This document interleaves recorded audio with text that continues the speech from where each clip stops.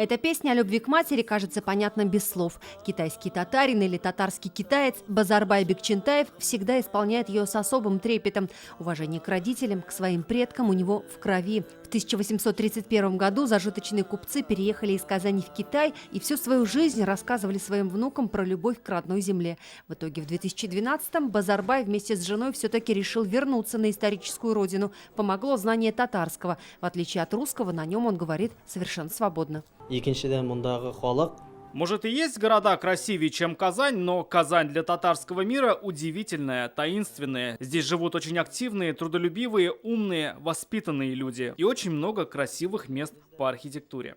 Переезд из Китая в Казань в итоге не стал ошибкой. За плечами диплом Казанской консерватории. Базарбай учился вокалу у знаменитой Зели Сунгатуллиной. С концертами он гастролирует не только по Татарстану. Был в Австралии, в Париже. Супруга тоже нашла призвание. Китайский массаж в Татарстане пользуется популярностью.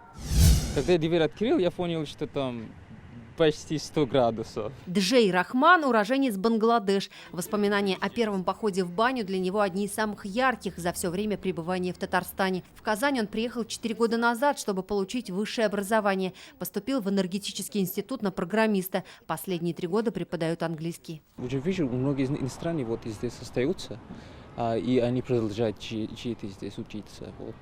Но здесь дает, Казань дает много шансов для иностранцев. Казань, я люблю тебя.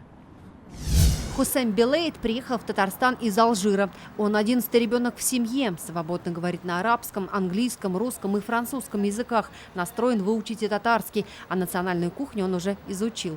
В Казани работает инженером в Институте геологии и нефтегазовых технологий КФУ. Казань, как во всех странах арабского мира, знаем, Казань – это источник ислама тоже в Российской Федерации, так сказать, столица ислама и мусульманского сообщества.